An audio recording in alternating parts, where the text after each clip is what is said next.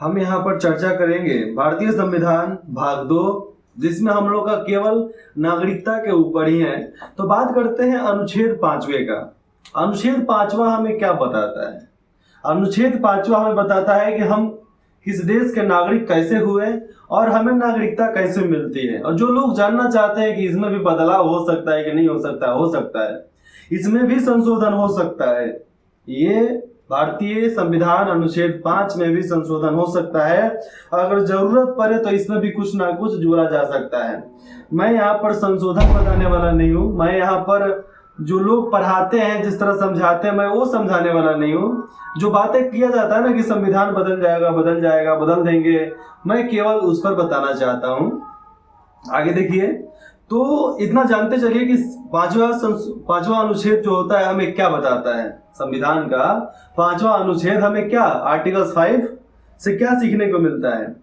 तो इस संविधान के प्रारंभ पर प्रत्येक व्यक्ति जिसका भारत के राज्य क्षेत्र में अधिवास है, मतलब जो लोग भारत में जन्मे हैं, भारत के रहने वाले हैं, उनको नागरिकता मिलेगी। नागरिकता कैसे मिलेगी? देखिए आप, जो भारत के राज्य क्षेत्र में जन्मा था उसको नागरिकता मिलेगा, मतलब वंशज के रूप में। जिस तरह हमारे माँ बाप, उनको नागरिकता मिला, उनके माँ बाप को नागरिकता मिला, उनके माँ बाप को नागरिकता मिला। जिस प्रकार हमें नागरिकता मिला है, हमारे माँ बाप हिंदुस्तान के, इसलिए नागरिकता मिल गया जन्म के आधार पे। और ख है, जिसके माता या पिता में से कोई भारत के राज्य क्षेत्र में जन्मा था तो भी उसको नागरिकता मिलेगा। मतलब हमारे माता पिता अगर लंदन में चले जाते, विदेश में चले जाते, वहां पर हम पैदा होते हैं, तो भी हम चाहते तो भारत की नागरिकता ले सकते थे। सीधा बात है। और ये जानना जरूरी है हमारे लिए, क्योंकि हम जानेंगे तभी हमको कोई भटका नहीं पाएगा, तभी हमको कोई गुमराह नहीं कर पाएगा। अरे मंजिल के शिखर पर सब साथ होते हैं, लेकिन रास्ता भटका भटका कर जाने का मतलब ये नहीं हो जाता है कि हम कुछ भी सुन लें, रह लें। अरे भैया, प्रॉपर नॉलेज रखो ना, ज्ञान रखो ना, तब ना आगे बढ़ने में मजा आएगा। अब तीसरा इसमें है ग, जो ऐसे प्रारंभ से ठीक पहले कम से कम 5 वर्ष तक भारत के राज्य क्षेत्र में मामूली तौर से निवासी रहे हुए हैं, वो भारत के नागरिक होंगे। जैसे में जिसका जन्म यहाँ पर हुआ हो, जिसके माता पिता इस राज्य क्षेत्र के हो, चाहे 26 जनवरी 1950 के 5 साल पहले से अगर भारत में रह रहा है तो उसको भी नागरिकता दिया जाएगा। ये भारतीय अनुच्छेद 5वें के अनुसार हमें ये अधिकार मिलता है कि हम इस भारत के नागरिक हैं, हम इस भारत के नागरिक हैं। तो कोई बोलता है कि इसमें भी बदलाव किया जा सकता है कि नहीं किया जा सकता है, तो इसमें भी बदलाव किया जा सकता है, क्योंकि ये क ख ग, इसमें भी कुछ ना कुछ बदलाव किया गया था। पहले पिता था, ख में जो माता पिता मैंने बताया, पहले पिता था, फिर माता किया गया, इसमें बदलाव हुआ। मतलब बात है कि इसको बदला नहीं जा सकता है, लेकिन इसमें जोड़ा जरूर जा सकता है। अब जरूरत क्या पड़ेगी जोड़ने के लिए, ये उस समय पर मालूम चलेगा कि उस समय कौन सी परिस्थिति है कि जिसमें इसमें जोड़ना पड़ जाए।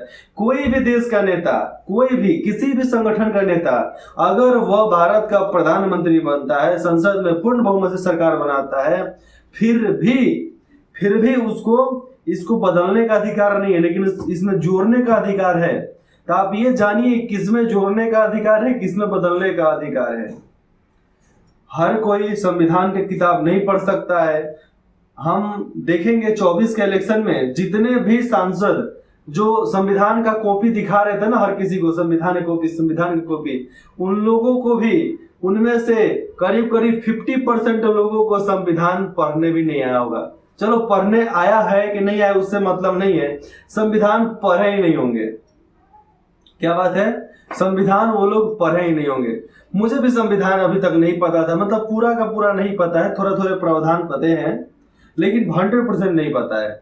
हमने सोचा कि पहले खुद जानकारी लो फिर बताओ, इसलिए मैंने खुद पढ़ा फिर बता रहा हूँ। और ये कोई संविधान की कॉपी नहीं, मैं PDF डाउनलोड किया था, उसके अनुसार ये लिखा हुआ है। और जो ये अभी तत्काल का है, जो अभी सारी बदलाव कर दे दिया गया है, वो कॉपी है हमारे पास।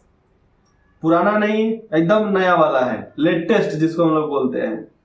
तो अब हमें समझना ये है कि हमें कोई भटकाता है तो हमें भटकना चाहिए कि हमें नहीं भटकना चाहिए, आप सब आपके ऊपर हैं, जैसा आप चाहोगे, जैसा आप समझोगे। क्योंकि आपको साफ साफ मालूम हो गया है कि संविधान के 5वें अनुच्छेद को भी बदला जा सकता है, क्योंकि ये अस्थाई नहीं है, अस्थाई है। इसमें अगर जरूरत हो तो कुछ ना कुछ संशोधन किया जा सकता है। अस्थाई का मतलब हो गया कि ना ये है तो ये है, अब इसमें नहीं कुछ होगा, ऐसा नहीं है। इसमें अगर सरकार को कुछ लगता है तो इसमें जोड़ सकती है, हमेशा जोड़ेगी, क्योंकि देश के भलाई के लिए अगर कुछ जोड़ना पड़े तो 5वें अनुच्छेद में भी जोड़ा जा सकता है संशोधन के अनुसार। बस इसके साथ अगले में बात करेंगे 6ठे अनुच्छेद के बारे में। ठीक है, जय हिंद, जय बिहार।